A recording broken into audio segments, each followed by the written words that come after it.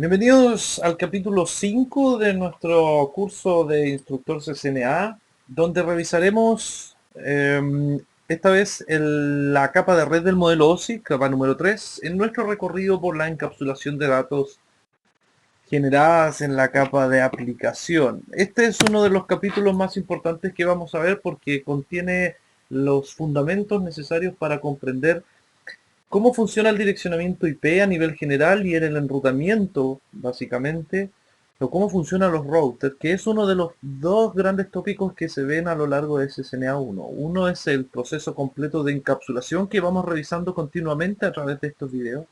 Y el otro es poder determinar cómo funciona el protocolo IP y la respectiva creación de sus subredes, creación de bloques de direcciones y ese tipo de cosas. Entonces este capítulo tiene por objetivo principalmente identificar el rol de esta capa de red, luego examinar los protocolos, examinar cómo funciona el protocolo más importante de Internet, que es el protocolo IP, entender los principios que se utiliza para la división y agrupación de redes o dispositivos, cómo funciona el direccionamiento jerárquico de dispositivos y de direccionamiento IP, y finalmente entender los aspectos fundamentales de las rutas, direcciones de próximo salto y envío de paquetes hacia redes de destino. Bueno, veamos dónde estamos ubicados. Partimos hablando de las capas superiores del modelo OSI, fusionadas dentro de la capa de aplicación de TCP/IP, ¿cierto? Donde está sesión, presentación y aplicación. Luego hablamos del proceso de encapsulación en la capa de transporte, donde se agregan los encabezados TCP o UDP según sea la aplicación que se está seleccionando. Y ahora en la capa de red vamos a agregar el encabezado de red denominado encabezado IP. Este encabezado y esta capa, la capa 3, sirve para el direccionamiento, bueno, se conoce como layer 3, cómo los dispositivos alcanzan a otros que están ubicados remotamente, ¿ya? Esto es lo que hace esta capa. Entonces, bueno, una vez que se continúa en el proceso de encapsulación, estos paquetes se meten en una trama, luego van hacia la capa física donde son convertidos en bits, 0 y 1, y esa información la toman los routers, quienes desencapsulan hasta la capa 3 para poder tomar la decisión hacia cuál de sus vecinos van a enviar los datos. Eso se hace únicamente en la capa de red, ¿ya? Lo que vamos a hablar es principalmente sobre el protocolo IP versión 4. Este protocolo, si bien es cierto, es bastante antiguo, todavía se sigue utilizando y mucho, y está siendo lenta y gradualmente reemplazado por su revisión más actual denominada IP versión 6. Dentro de CCNA, IPv6 viene a ser explicado recién en CCNA 4 y en CCNA 1 y 2 solamente se menciona para ir haciendo comparación. Cosas importantes, bueno, acá tenemos un esquema que identifica los segmentos. No se olviden que esto es un segmento, significa que esto viene dividido, bueno, vamos a hacer un poquito más acá. El segmento viene dividido en dos partes, una que es el encabezado de transporte, que en este caso es TCP, por eso sabemos que se llama segmento. Si fuese UDP el encabezado de transporte sería un datagrama, y los datos generados en la capa de aplicación. Esto se conoce como segmento. Ahora, ese segmento se le agrega un encabezado IP en la capa 3, la capa de red, que el encabezado IP contiene, entre otras informaciones, las direcciones de destino y de origen, que son las direcciones IP.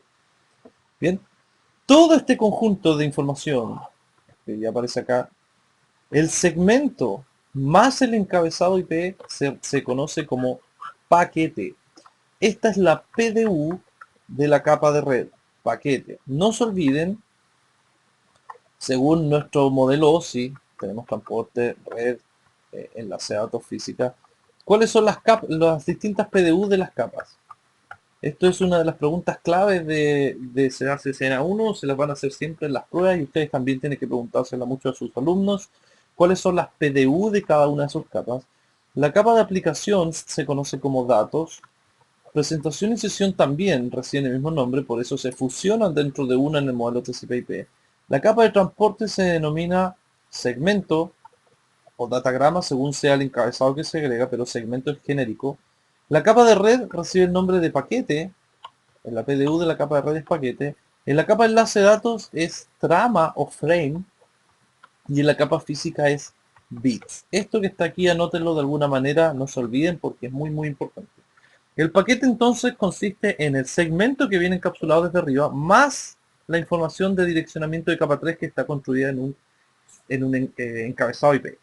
Ahora, como los segmentos son en realidad bloques de una aplicación que vienen siendo divididos, a cada uno de esos segmentos se le va agregando naturalmente su encabezado IP para que pueda ser enviado a través de la red. ¿Ok? No se establece una conexión antes de enviar los datos. No se utiliza un método de garantía para entregar los paquetes, simplemente se considera un protocolo de mejor esfuerzo. Es no confiable, porque en redes confiables recuerden que significa que se envían acusaciones de recibo y aquí no ocurre. Cuando un paquete IP alcanza su destino, no hay nadie que le avisa al origen, ok, ese paquete llegó. No existe ese mecanismo. Eso sí existe en la capa superior de transporte. Y es totalmente independiente del medio porque vamos a ver ahora cómo funciona a través de distintos medios. Pero antes de eso, describamos cómo funciona el protocolo IP, muy similar a cómo opera una carta escrita. Nuestra analogía de las cartas funciona siempre para explicar las redes. Porque, veamos, cuando ustedes envían una carta, tienen que poner el destinatario y el destinatario tiene un formato. Ese formato es prácticamente, no sé, el nombre de la persona, ¿cierto? La dirección, la ciudad, país, etcétera. Lo que se toma como referencia en la carta no es el remitente para enviar esos datos, sino el destinatario. Y en base a la dirección de destino es que la oficina de correo puede reenviar esos datos a través de distintas oficinas del mundo y finalmente hacerla llegar al destinatario. En las redes también ocurre lo mismo. Los routers, que vendría siendo aquí la oficina de correo, toman la información de destino para poder reenviar esos datos hacia quien necesita que vaya. ¿Cómo opera el protocolo IP como medio independiente, o sea, perdón, como independiente del medio de transmisión? De una manera muy simple. Cuando la estación A quiere transmitir datos a la estación B, probablemente va a poner estos datos en un medio cableado, en un medio de cobre. Ahora, ese paquete IP se encapsula en la capa 2 en una trama de capa 2. Esta trama sí que es dependiente del medio. Cuando se envía una trama por un medio de cobre, es una trama totalmente diferente a una trama enviada en un medio serial, por ejemplo, o un medio de fibra óptica. ¿Ya? Esas tramas son totalmente distintas, por lo tanto se habla de que la trama es dependiente del medio. Sin embargo, el paquete IP que viene dentro, no nos olvidemos que el paquete IP, además del encabezado de red, incluye el encabezado de transporte y los datos de la capa de aplicación, todo eso, queda absolutamente intacto a medida que va viajando por la red. El router toma los datos en una interfaz y la pone en otra y la encapsula dependiendo de ese medio, pero los paquetes se mantienen tal cual que van incorporados. En este otro caso, el router ha metido el paquete dentro de una trama para ser enviado en un medio de fibra óptica y este router de acá vuelve a poner los datos, ahora ya los saca de la fibra óptica en un medio de cobre. Por lo tanto, la trama va a ser de cobre, pero los paquetes interiores se mantienen intactos. Y el último router finalmente toma estos datos, los desencapsula y agrega este paquete IP a una trama wireless, que en realidad es una trama mucho más grande porque en el aire se necesitan mucho más protocolos de control y algunos campos necesarios para poder enviar estos datos. Pero el paquete IP llega totalmente intacto. Por lo tanto, es aceptable decir que el paquete IP es independiente del medio en el cual se reenvía. ¿Cómo se generan estos paquetes IP? Súper simple. Tenemos los datos generados en la capa de aplicación, por ejemplo HTTP, que sería un GET index, quiero obtener un NID. Recuerden que HTTP hay distintos métodos, GET, POST, etc. Y estos son de la capa de aplicación. En la capa de transporte se agregó un encabezado del segmento, en este caso TCP. Y estos datos que vienen en la capa de transporte se meten dentro de un paquete llamado paquete IP. Esto lo podemos poner ahí. Esto viene así. Es lo mismo de arriba. Este paquete IP tiene un tamaño de 24 bytes. ¿Recuerdan cuál es el tamaño de los segmentos, perdón, del encabezado de TCP? ¿Cuánto pesará este encabezado? Recuerden que son 20 bytes. Y los datos de aplicación son siempre variables. En nuestro ejemplo, por ejemplo, va a pesar 100 bytes. ¿Ok? Bueno, lo que tenemos es que nuestro paquete IP, que es todo lo que estamos viendo acá en naranjo, pesa 144 bytes. De esos 144, solamente 100 son de datos de aplicación, que son los que nos interesan. Y tenemos 44 datos extras, 44 bytes que han sido generados por los distintos encabezados y van produciendo overhead. Ajá. Si hubiese sido UDP, en realidad esto hubiese sido 12 bytes menos porque UDP pesa 8, recuerden, el encabezado de ese protocolo. Por lo tanto, aquí tendríamos 36, 136 si fuese UDP, 136 bytes. Pero como este TCP pesa 144. En redes basadas en TCP/IP, la PDU de la capa de red es el paquete IP. No olvidar. Estrellita. ¿Sí? Esto de que, si al anterior le puse una estrellita, aquí le vamos a poner 3 estrellitas porque realmente es sumamente importante comprender lo que está acá.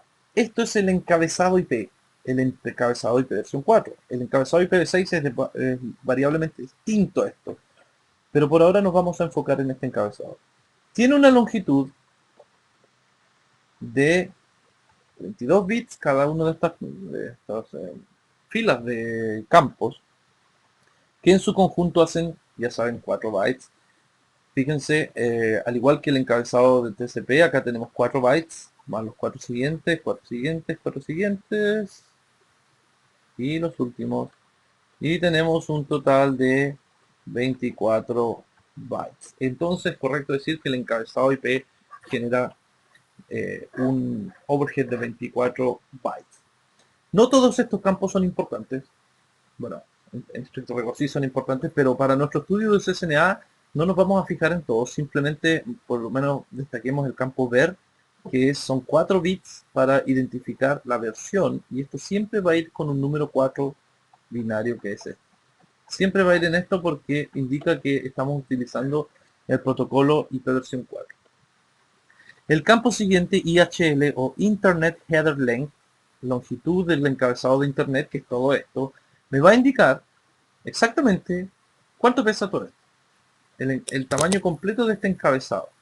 Hay otro longitud aquí que pesa 2 bytes, 16 bits, que me dice cuál es la longitud del paquete. El anterior me dice solamente la longitud del encabezado. Recuerden que el paquete IP es el Network Header, que es el encabezado de red, que es lo que estamos viendo acá en este esquema. Todo esto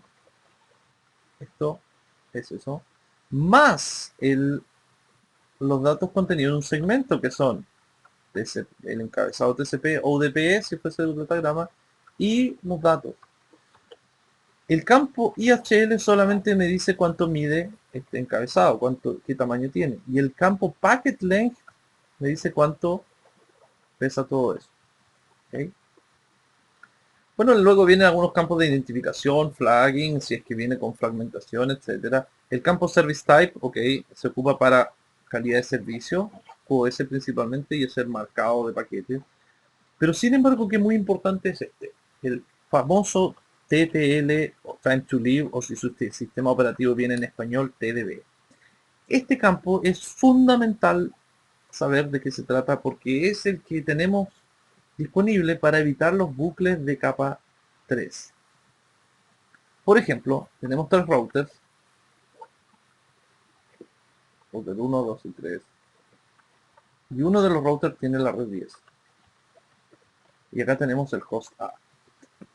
Si el host A quiere acceder a la red 10, va a comunicarse con su router y el router va a mirar su tabla de enrutamiento, se lo va a enviar a su vecino más conveniente y habitualmente el router que está a continuación debería poder ser capaz de reenviar los datos abajo. Cuando existe algún problema de enrutamiento que algún administrador de red cometió un error o algún protocolo de red está defectuoso, puede ocurrir bucles de capa 3, que quiere decir que los datos cuando lleguen a este router se van a enviar a su vecino, pero este router de acá, en vez de efectivamente reenviar a la red que corresponde,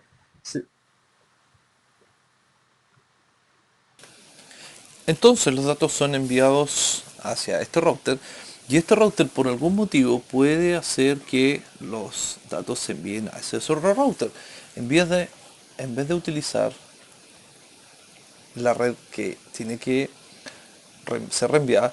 Y este vecino de acá, como va a recibir los datos que van hacia la red 10, probablemente su información de enrutamiento diga que se tiene que enviar hasta este router. Y este router nuevamente recibe esa información y se la envía a su vecino, y el vecino, por ese problema de enrutamiento, se lo sigue enviando a él, y así. Y lo que va a ocurrir es que se va a generar un loop o bucle de capa 3. ¿Ok? Y finalmente los paquetes nunca van a llegar a su destino, sino que simplemente van a quedar dando vueltas dentro de un grupo de routers. Para evitar eso, más bien para controlar eso, existe el campo TTL.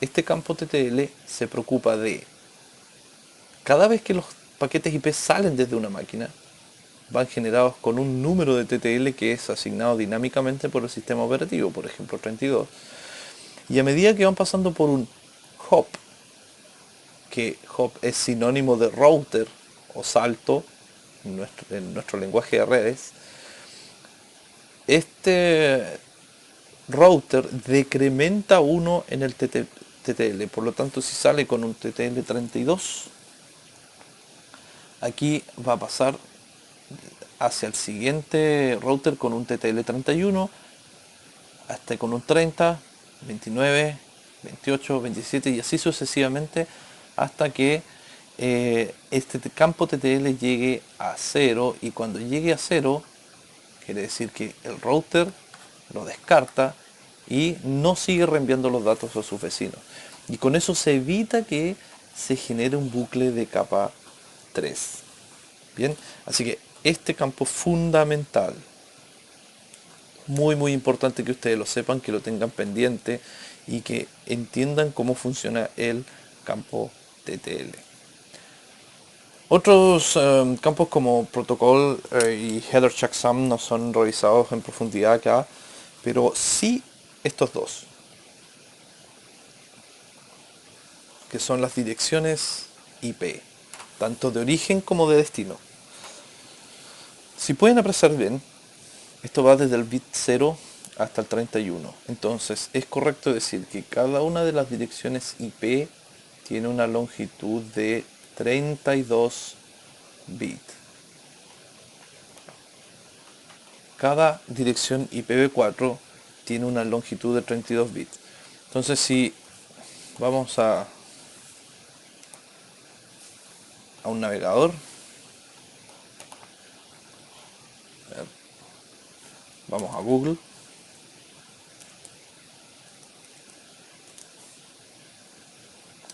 podemos escribir 2 elevado a 32 y Google nos va a arrojar el resultado, que es, fíjense bien el número, 4.294.967.296 direcciones IP diferentes soporta el protocolo IPv4. 4.294.967.296. Entonces con 32 bits nos alcanzan 2 elevado a 32 direcciones, que son 4.000 millones de IP. ¿Ok? Solamente como referencia, vean que el protocolo IPv6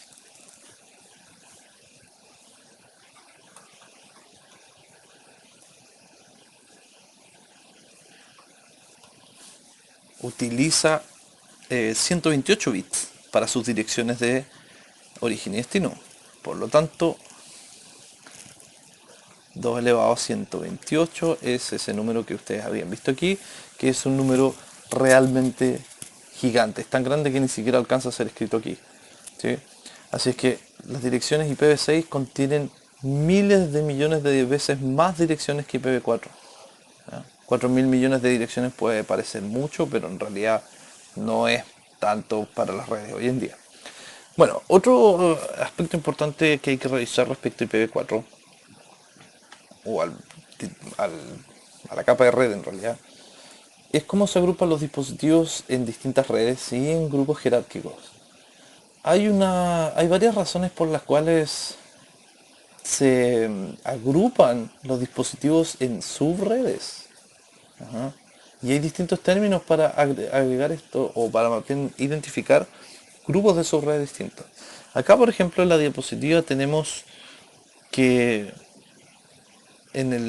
hay una clasificación de por ejemplo, un lugar público, un lugar privado y dispositivos móviles. Pero si ustedes se fijan, podemos ver acá adentro, en esta red, tenemos una serie de dispositivos que no tienen un orden específico y es más, cada uno de ellos pertenece a un perfil diferente. Por ejemplo, recursos humanos, departamento legal, otro del departamento legal, un usuario de administración. Fíjense, aquí están todos los dispositivos en la misma red. Entonces, este esquema de acá no tiene ningún orden jerárquico ni nada por el estilo. Lo que se hace siempre es una estrategia de división de sus redes. ¿Cuál sería lo apropiado? Es que las redes se dividan en base a su perfil de uso. Por ejemplo, pueden tener una red completa, una subred destinada a los PCs de recursos humanos y otra red destinada a, por ejemplo, la parte administración técnica. ¿Eh? Como son dos perfiles totalmente distintos, el separarlos por subredes permite entregar mayor seguridad y algunas características de administración que son bastante convenientes a la hora de levantar una red. Por ejemplo,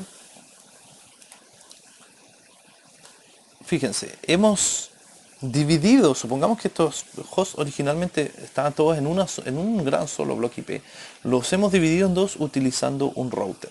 Entonces, lo que importa aquí, lo que ustedes tienen que poder identificar, es que un router, bueno, en este caso tiene dos interfaces, cada una de sus interfaces está conectada a un dominio de capa 2.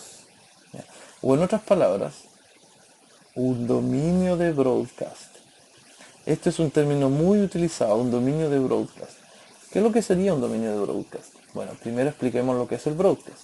Existen distintos tipos de tráfico en la red. Existen cuatro. Tenemos el tráfico denominado unicast,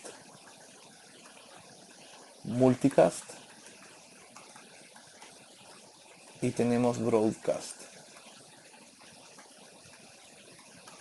¿Okay? Existe otro que es anycast, pero en realidad se ocupa más para IPv6 y otros sistemas como DNS. Pero de los tres primeros tenemos que el tráfico de tipo unicast es aquel que va de uno a uno en la red. Por ejemplo, sería, si tengo que determinar aquí esto, ABCD, sería el tráfico que se genera entre la máquina A, por ejemplo, y el servidor, ¿sí? Y ese tráfico solamente fluye entre los dos dispositivos y los demás no se enteran de esa comunicación. Ese es un mensaje de uno a uno, unicast. Luego tenemos uno a un grupo que se conoce como multicast. Y esto es cuando el host A quiere enviar un solo mensaje que vaya al host B y C simultáneamente, por ejemplo, pero no a D ni el router. Acordemos que el router también es parte de esta red. Y el broadcast es aquel mensaje que va de uno a todos. Y es cuando A necesita enviar un mensaje a todos los usuarios de la red simultáneamente y no tenga que repetir ese mensaje por cuántos hosts hay. Ya, esto es un broadcast. También se conoce como difusión amplia. Entonces, ¿qué va a ocurrir? La idea de separar esto en subredes es que ese mensaje de broadcast que acaba de enviar el host A va a llegar a todos los dispositivos que estén en el dominio de capa 2 hasta el router. Este router actúa como barrera de los tráficos de broadcast y no lo deja pasar hacia la otra interfaz. Es decir, el mensaje de A que se ha destinado a todos los hosts de la red nunca va a llegar a los usuarios que están en el otro extremo. ¿Ok? Y eso permite que se ahorre ancho de banda, porque el tráfico puede ser innecesario, y además que se concentren las peticiones de broadcast dentro de un área. Bien. Entonces el router nunca va a dejar pasar el broadcast hacia otra interfaz porque él es un dispositivo de capa 3, que es el que controla estos dominios de capa 2 finalmente. Lo mismo en el tráfico que vaya generado desde un servidor, por ejemplo, que sea de tipo broadcast, va a llegar hasta la interfaz del router. El switch lo va a reenviar a todos los dispositivos de su LAN y este router no va a dejar pasar ese tráfico de broadcast hacia la otra subred. Bien, eso es uno de los de las formas de dividir que hay y la ventaja es que, bueno, dice todos los dispositivos que están conectados mantienen sus broadcasts dentro de ese dominio. Otra razón por la cual se puede o se recomienda mucho dividir la red en áreas es por un tema de seguridad. ¿Por qué? Porque, por ejemplo, si tenemos redes con perfiles distintos, por ejemplo, acá tenemos una red de estudiantes y acá tenemos una red de investigación, nosotros podemos decir como administradores de esta red que eventualmente, si así lo piden las políticas corporativas, permitamos el tráfico de estos usuarios hacia Internet, por ejemplo, de los investigadores de esta universidad, pero que los investigadores no puedan entrar a ningún host de la red estudiante. Y que los usuarios de estudiantes tampoco puedan ingresar a la red de investigación, sino que simplemente puedan salir a internet. Ese tipo de cosas se puede especificar a partir de un diseño correcto con distintos bloques y grupos de dispositivos. Si esto fuese una sola red, como ocurre muchas veces hoy en día en algunas compañías donde conocimientos de redes muchos no hay, nos encontramos con máquinas que tienen distintos perfiles en la misma LAN. Por ejemplo, tenemos una red de investigación, estudiantes, otro PC estudiantes, un servidor de por medio, otro servidor, otro de investigación, estudiantes y así sucesivamente. ¿Ya? Entonces, si quisiéramos agregar seguridad a este entorno, por ejemplo, para decir que los estudiantes no se metan a los PCs de investigación, simplemente nos quedaría activar un pequeño firewall local aquí, evitando las conexiones de las máquinas que tengan direcciones IP de estudiantes, ¿sí? Pero basta que este estudiante simplemente se cambie, por ejemplo, si él tenía la IP .10, se cambia a la .11 y ese firewall ya no te va a tener ningún efecto y la política va a ser quebrada y finalmente el usuario sí va a tener acceso. Entonces, al dividir esto en bloques distintos, como sería esto acá, por ejemplo, una red de estudiantes y una red de investigación, se puede a través del router denegar a todos los usuarios de una red, porque independiente que se cambie de la dirección IP, esa red completa va a estar bloqueada hacia el otro extremo y viceversa. Entonces también es un approach bastante conveniente a la hora de dividir sus redes. ¿Cómo funciona esto? Al igual que cuando se envía una carta, por ejemplo, desde Japón a algún lugar en Estados Unidos, fíjense que esta carta va desde algún remitente hasta este destinatario. Jane Doe, que puede ser, por ejemplo, el nombre de la persona que se le va a enviar, el número del, aquí estaría el número de la calle y el número de la casa, la ciudad en la cual se encuentra el destino, el estado, en este caso California, un número postal para identificar ese estado y un país. ¿Sí? Así los datos van de forma jerárquica siendo enviados. Primero desde Japón se envían al país. Ya sabemos que Estados Unidos no es Canadá, no es México, no es Chile. Dentro de Estados Unidos se utiliza el siguiente valor, que es el código postal, para determinar en qué estado se encuentra, en este caso en California, luego en qué ciudad, luego en qué dirección, en qué calle y finalmente en qué persona. Esto es un proceso jerárquico de entrega de información y es exactamente lo mismo que hace el protocolo IP.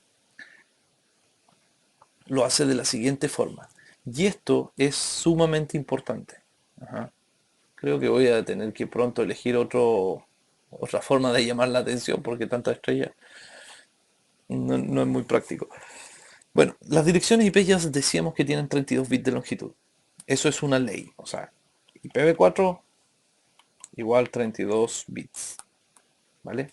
Ahora, estas 32 bits no están escritas secuencialmente desde el bit 0 al 31.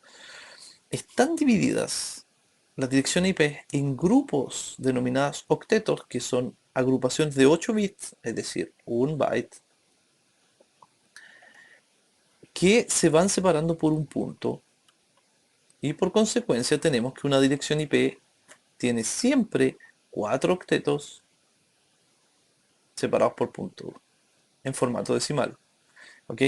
Esta dirección que está aquí, 192.168.1857, en realidad es una representación de un grupo de 32 bits. Ya lo vamos a ver luego de esto. Ahora, lo importante es que las direcciones IP tienen una parte de esas direcciones se llama porción de red y otra parte de las direcciones se llama porción de host. ¿Quién determina eso? Es una dirección especial que se llama máscara de subred. Máscara de subred o máscara de red según sea el caso. ¿Ya? La máscara es una dirección especial que determina dónde empieza la porción de red y dónde empieza la porción de host. En este ejemplo, los primeros 3 octetos, es decir, los primeros 24 bits de la red, están siendo utilizados para porción de red. Entonces se dice que esta dirección tiene una máscara 24. ¿Ok? Porque aquí, como acabo de decir, los primeros 24 bits están usados para red y los 8 restantes están usados para host. ¿Ah? En otras palabras, quiere decir que, como vemos en este ejemplo, todas las direcciones IP de una misma subred tienen que empezar con los mismos bits de red. Y esos bits de red los determina la máscara, en este caso 24. Acá tenemos los 24 primeros bits, acá tenemos 8 bits más 8 y los 8 siguientes. Los, los 3 primeros octetos corresponden a 192.168.2 y eso, según la máscara, tiene que ser común para los hosts de esa red. Y la porción de host es el último número, que es la porción que va cambiando dentro de esta red. ¿Ya? Para identificar a cada uno de los hosts. Ese sería el host 30 y el otro sería el 31. En el caso de la otra red de destino, que está acá, fíjense que la porción de red es levemente distinta. De hecho, es 192.168.3 y en otro caso también, punto 3. Y eso es porque la máscara está diciendo que los 24 primeros bits sean de red. Por lo tanto, se sabe que estos routers manejan, por un lado, el grupo IP 192.168.2 y en el otro lado el 192.168.3. Para poder comunicarse entre ambas redes es necesario utilizar un router. Bueno, la dirección IP que se configura en el router se conoce como puerta de enlace o gateway. ya, gateway por defecto. Quiere decir que cuando un host quiere llegar a una IP cuya porción de red es diferente, como en este caso, se va a utilizar la puerta de enlace. Y esta puerta de enlace o router va a ir enviando los paquetes a través de la red hasta otros routers que van a determinar cómo llegar hacia esas redes. ¿Sí? Así que los gateways habilitan la comunicación entre redes. Solo a modo de información, para poder comunicar, para poder configurar una red a nivel de, digamos, local o capa 2, como quieran, en realidad, se necesita una dirección IP y una máscara de subred o máscara de red. Estos dos elementos son obligatorios. No se puede configurar solo una IP, tiene que ir de la mano de una máscara de subred. Y ahora, si se quiere comunicar con con otras redes, tiene que habilitar el proceso de capa 3 que corresponde al gateway, en este caso la IP del router. O sea, estos tres parámetros son obligatorios para configurar en una topología como esta.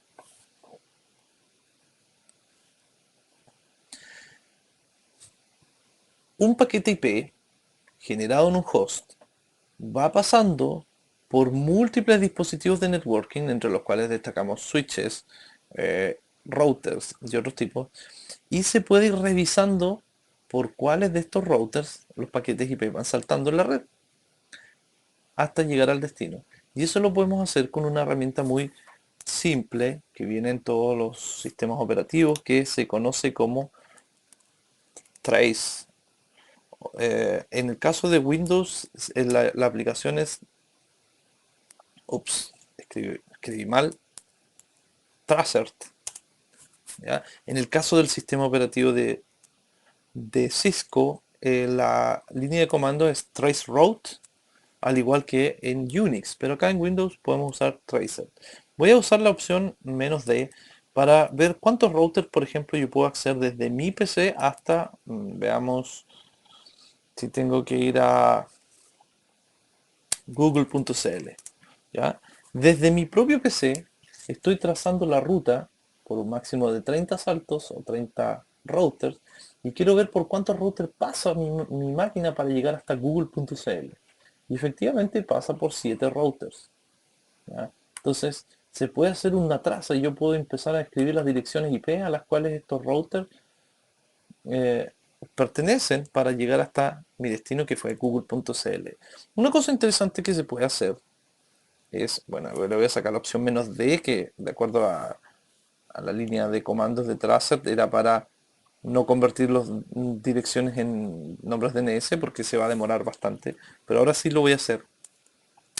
Voy a averiguar cuántos routers voy pasando, por ejemplo, para irme a una página que esté en el Reino Unido, en Inglaterra. Desde mi PC estoy trazando una ruta que me va a ir diciendo eventualmente a través de los distintos proveedores de internet por qué país o por qué ciudad se está yendo mis paquetes IP. Eso va a depender del proveedor. Ahora, esto puede tomar un poco de tiempo porque hay como van viendo, se van resolviendo algunos nombres de red y no siempre son inmediatos, pero hasta ahora llevo 10, 11 routers y todavía creo que no llegamos a destino. Estoy viendo desde mi máquina cuántos routers tengo que atravesar para llegar a la BBC en Londres. ¿Ya? Ahí tenemos que se perdieron algunos datos entre medio. Eso puede ser por la configuración de algún router que, que así esté configurado, que tenga esa opción de que no se muestre siempre esta información. Y aquí termino. Entonces podemos concluir lo siguiente. Miren, mi puerta de enlace es esta. Luego paso por un par de routers más que son direcciones privadas. Y llego a un nodo que se llama Ctelsur. Aquí está Telsur, que es mi proveedor de internet, gtdinternet.com. Luego pasamos a otro proveedor que se llama cbone.net, que tiene una máquina en Santiago. Aquí está esa dirección IP en Santiago. Inmediatamente saltamos de Santiago a Miami a través del mismo proveedor. Y luego Miami pasa a, bueno, a otro proveedor que se llama Telia.net. Aquí esto se dio vuelta en la misma ciudad de Miami, en Estados Unidos. Luego pasó a Atlanta, miren. Este BB1 significa Backbone 1. Luego ASH, ¿qué será ASH? No, no me suena la ciudad, inmediatamente una ciudad que sea así. Eh, Quizás Washington sin la W, no sé, algo así.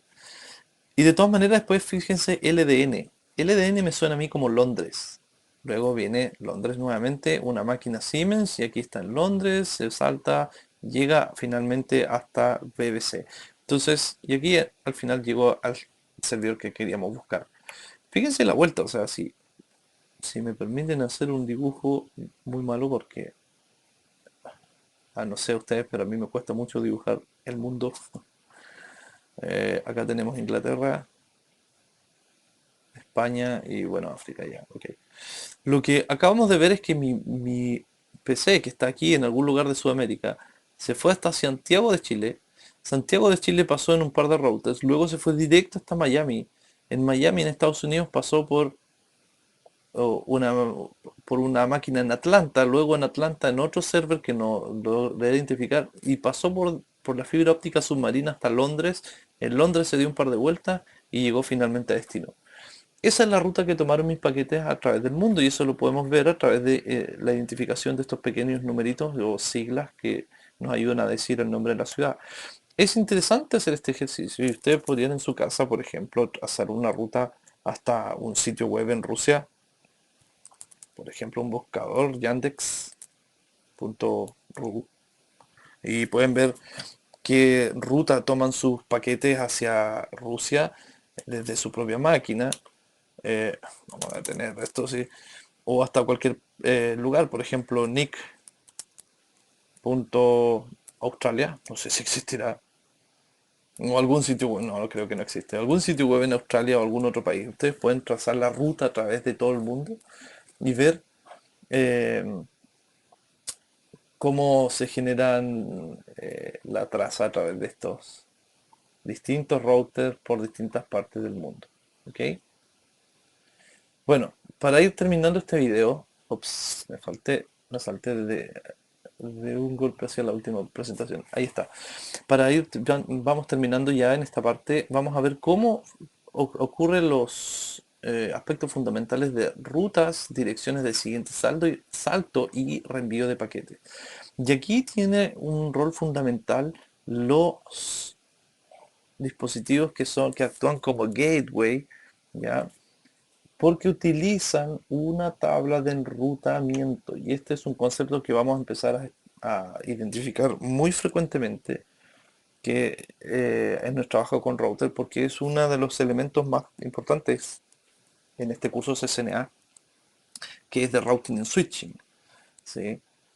Los routers utilizan su tabla de enrutamiento para dirigir paquetes hacia sus destinos y eso lo hace simplemente porque el router tiene en algún lado de la memoria esa información almacenada con las redes remotas de los demás routers, ¿sí?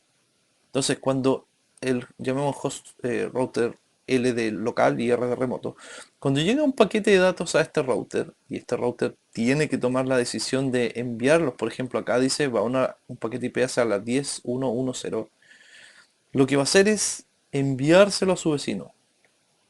Ahí, ¿ok? ¿Cómo funciona eso? Voy a dibujar aquí un tercer router como para contrastar la información, a ver si es que nos van quedando dudas. Llamamos a este local, remoto y remoto 2. Entonces este va a ser remoto 1. El router de por sí siempre va a conocer las redes conectadas directamente. Es decir, este router local va a tener una red conectada aquí y también tiene esta otra red conectada acá. Esa información la conoce él ya, pero no tiene absoluta idea de lo que son las redes remotas. Él no sabe eso.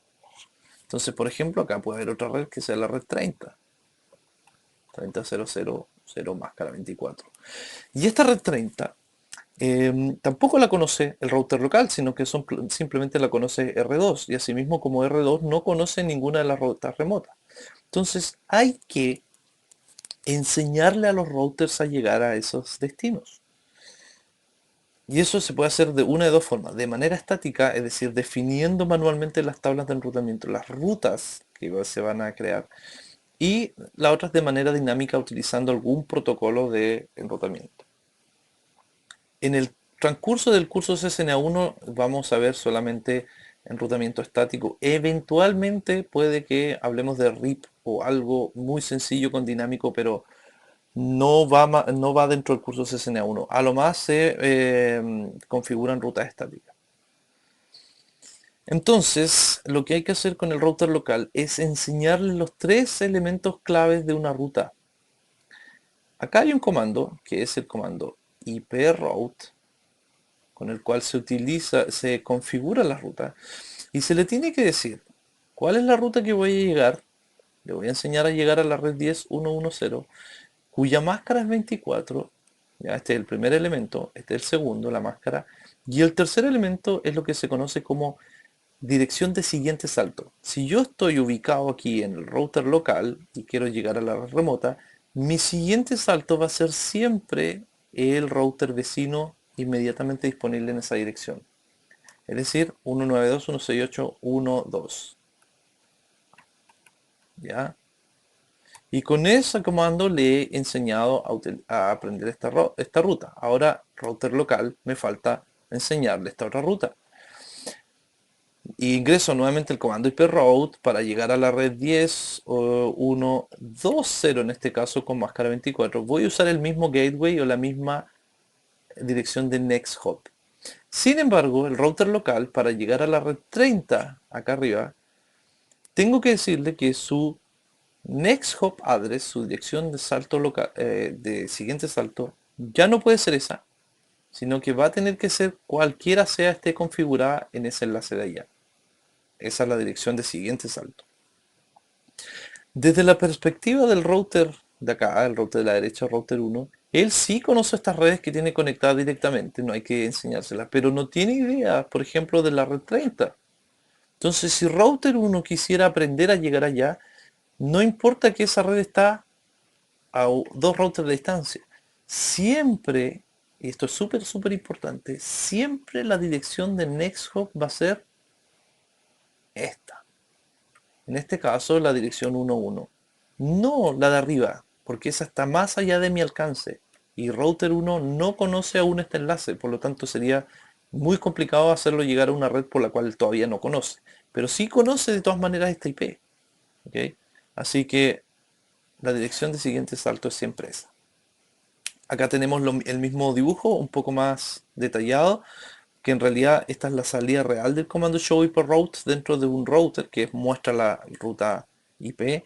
Y en esta línea tenemos que él aprendió a llegar a la red 10.1.1.0 a través de vía la dirección IP de siguiente salto, que es esa. Y él aprendió a llegar a la otra red 10.1.2 a través de la misma dirección de siguiente salto, que es esa de acá. ¿Ok? Y aquí que él alcanza a través de esta interfaz fase Ethernet 00, que es la que tiene conectada en ese enlace. Sí, así que simplemente se utilizan las direcciones de gateway o de siguiente salto para ir revisando y saltando rutas a través de la red. Entonces ya les decía anteriormente que hay dos formas de acceder a esa información. Una es configurar manualmente cada una de las rutas, como se ha hecho con el comando iproute, que es lo que ustedes van a hacer durante el transcurso de este curso. Em, y eso se hace en cada uno de los routers. Hay que enseñarle las redes que no están conectadas directamente. Por ejemplo, en el router A, esta ruta de acá está conectada directamente, esa no se le enseña, pero el router A no conoce este bloque de acá, no conoce ese de acá, ni tampoco el de acá. ¿Okay? Por lo tanto, eso es lo que se tiene que ingresar tres veces el comando iproute, con primero la dirección 192.168.1.1 y siempre diciéndole que el next hop va a ser esa dirección de ahí. Para las tres rutas va a ser el mismo next hop. Para el router C, las que yo acabo de subrayar aquí, esas rutas ya las conocen, no las tiene que aprender. Entonces solamente necesitamos un comando iproute para que él llegue a esta red de acá. Y su dirección de siguiente salto va a ser la primera IP disponible en esa dirección. En este caso corresponde a la IP 11 del router B. Eso es en forma estática. La otra forma que tienen los routers de aprender las rutas es a través de un protocolo de enrutamiento dinámico. Este tópico en realidad obedece al curso CCNA2, donde se ven los protocolos de enrutamiento más comunes, que son RIP versión 1, RIP versión 2, protocolo de enrutamiento EIGR, estoy escribiendo un poco mal, EIGRP, protocolo de enrutamiento de gateway interior avanzado, protocolo de primero la ruta más corta, que se llama OCPF, protocolo BGP, etcétera. Existen un montón de protocolos de enrutamiento que se encargan de automáticamente intercambiarse la información cada uno de los routers con las rutas que poseen, ¿ya? Liberando al administrador de esta tarea y informando dinámicamente y a medida que van ocurriendo cambios también sobre las rutas nuevas que van aprendiendo los routers unos a otros. Y con eso se mantiene un orden quizás un poco más conveniente en la red, pero hay que utilizar cada uno de estos protocolos y eso ya es materia de CCNA2. Bien, para terminar este capítulo hemos identificado el rol de la capa de red como ocurre en la comunicación entre dispositivos. Examinamos cómo funciona el protocolo IP, que es el más utilizado hoy en día a nivel de red, y cómo asegura la conexión, en realidad, cómo no establece una conexión y cómo trabaja con direcciones de mejor esfuerzo, incluyendo el encabezado IP, también lo describimos ahí. Describimos los principios que hay para guiar la división o agrupamiento de dispositivos dentro de red, ya saben, por ejemplo, por perfil y cosas por el estilo. Vimos por qué era importante un esquema de direccionamiento jerárquico dentro de las redes. Y finalmente describimos aspectos fundamentales de las rutas, que son las direcciones de siguiente salto y el reenvío de paquetes hacia redes de destino. Eso es la primera parte de lo que tiene que ver con capa 3, que es un aspecto general. En el siguiente video vamos a profundizar en la capa 3 y sobre todo la creación de subredes y cómo se van creando distintos bloques IP y cuáles son las técnicas más utilizadas para hacer esto. Dentro de los tópicos de CCNA1, la creación de subredes, que es lo que tiene que ver con el próximo video, y además el comportamiento del protocolo IP, que es lo que vimos ahora, es uno de los dos tópicos más importantes de todo el curso. El otro tópico, ya les mencionaba, tiene que ver con el proceso de encapsulación entero del modelo OSI al modelo TCP/IP en ambos modelos y cómo ocurre ese fenómeno. Así es que hay que darle un énfasis muy grande a los cursos de Networking 1 o CCNA1 en lo que es direccionamiento IP y creación de subredes, que es lo que nos vamos a enfocar en los próximos videos. Eso ha sido todo por este capítulo y nos vemos en el próximo.